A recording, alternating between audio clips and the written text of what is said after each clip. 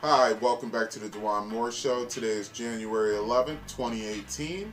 We're going to be jumping into some video game news, and man, the title of the story says Eagle Eye YouTuber discovers ongoing EA online matchmaking shenanigans.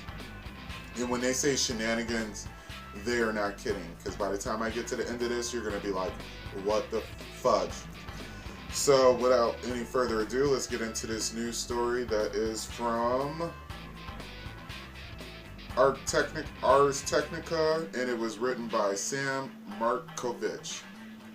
The practice of incorporating microtransactions and loot boxes into video games has grown from sporadic to omnipresent in recent years. 2017 saw the loot box trend explode and even bleed over from a cosmetic model to one that affects gameplay.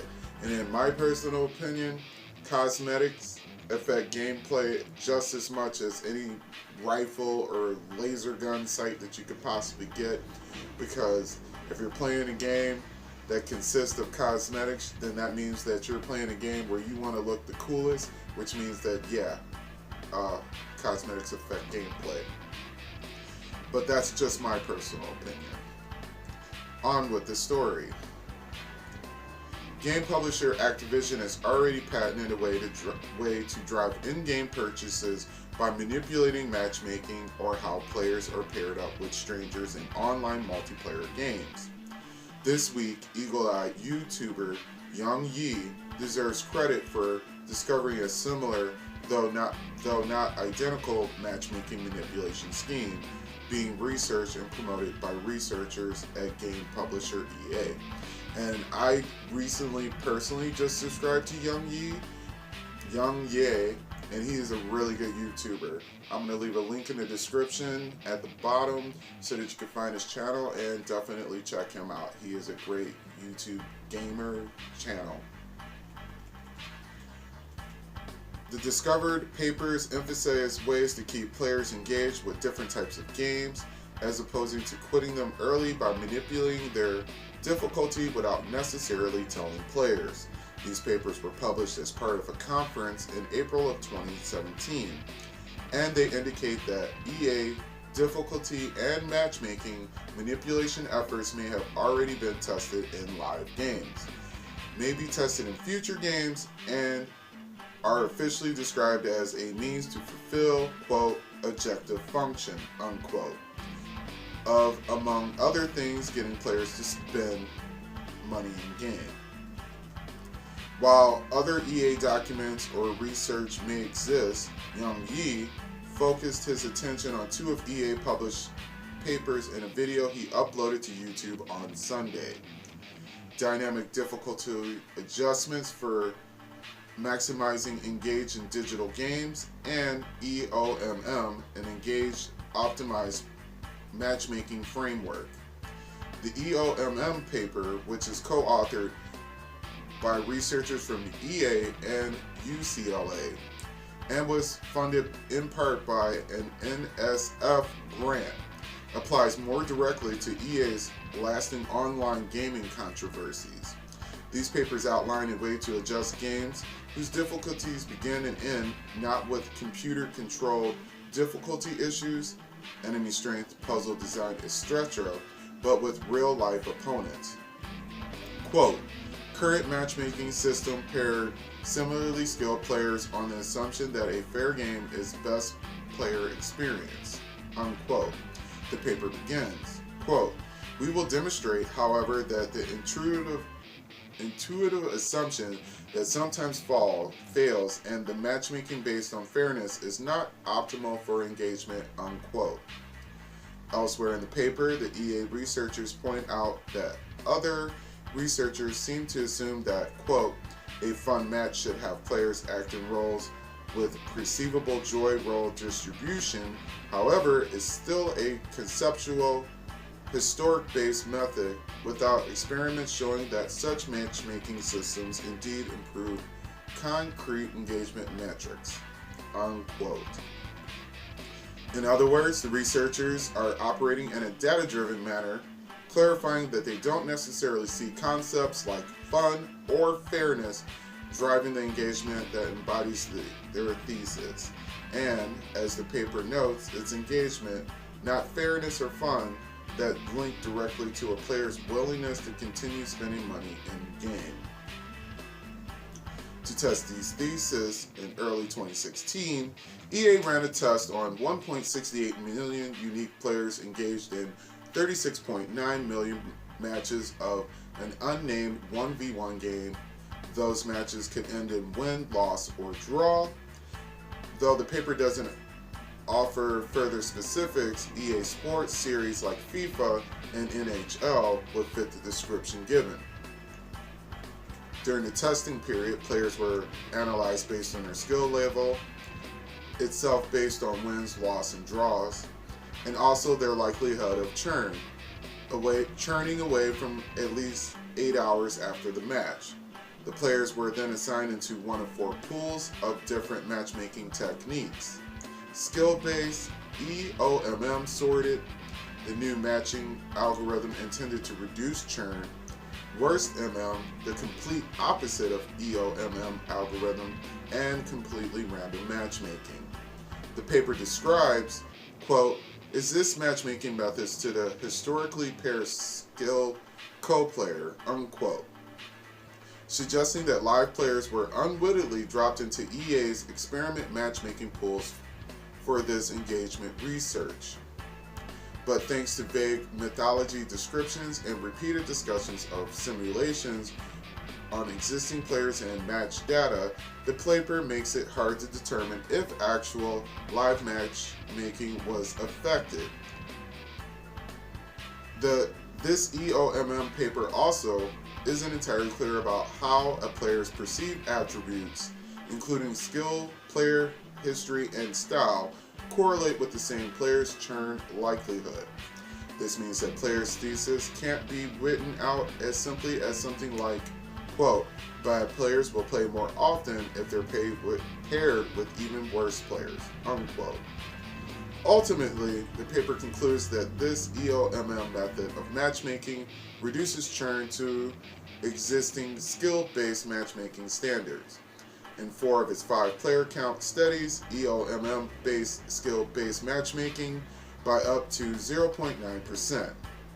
The exception was a smaller pool of players in which skill-based matchmaking reduced churn more than EOMM by a factor of 1.2%.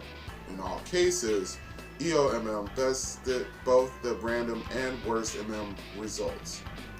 The author conceded that this matchmaking system must evolve to account for factors such as a team battle video game, larger multiplayer scenarios, network connectivity issues, friend lists, and more. They say that, quote, "We will explore," unquote, "all of these scenarios in future tests." The authors also made clear where the modeling could eventually lead. Quote, "We can even change the object function to other core game metrics of interest, such as playtime, retention, or spending. EOMM allows one to easily plug into different types of predictive models to achieve the optimization," unquote. It's the EA Sports 1v1 game is, if the guess about the If the guess about EA Sports 1v1 game is correct, the division's Ultimate Team product, driven by loot boxes and microtransactions, are already primed for the picking. The dynamic difficulty adjustment paper has previously been found and circulated by fans and critics in late 2017, though perhaps it didn't receive much widespread attention because it didn't declare much of the news in the game industry. The research paper is a high-level version of the automatic difficulty adjustment feature that has appeared in single-player games for decades. Simpler versions of this mechanic have appeared in the likes of Crash Bandicoot and New Super Mario Bros. This EA research-driven take worked, according to the paper, by analyzing and auto-adjusting games of mobile. EA published Match's 3 puzzle games. The paper wanted to see whether automatic adjustment would keep players engaged instead of churning away out of frustration or dissatisfaction.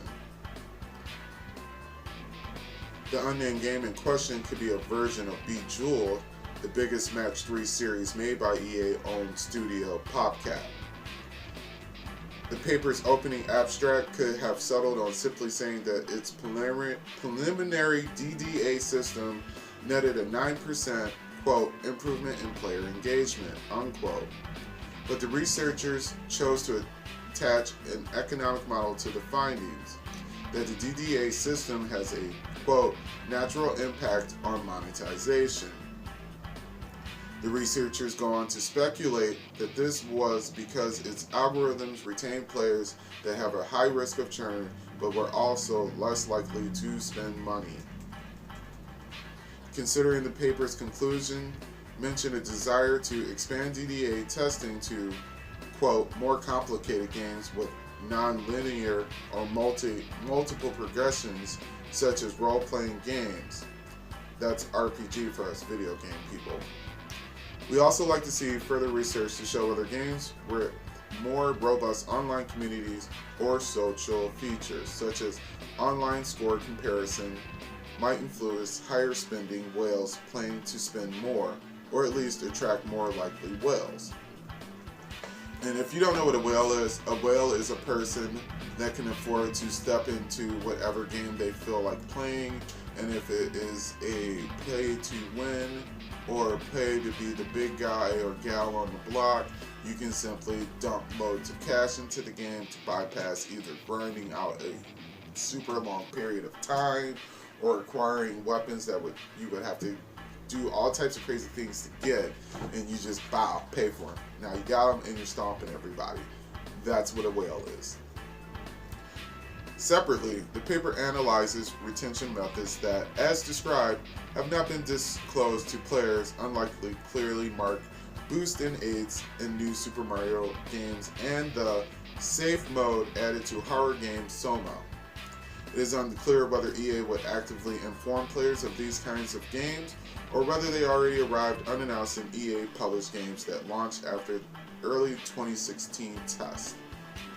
Meanwhile, EA has two big games on the horizon that marry the single-player challenge tweaks of the DDA study and the matchmaking-driven augmentation of the EOMM1. In addition to BioWare's upcoming Anthem, an apparent space combat co-op RPG that looks similar to Destiny. EA recently announced sweeping changes to an unnamed Star Wars game. Those changes should add a broader experience that allows for more variety and player agency, would suggest a switch from its original single-player only version to a shared multiplayer one.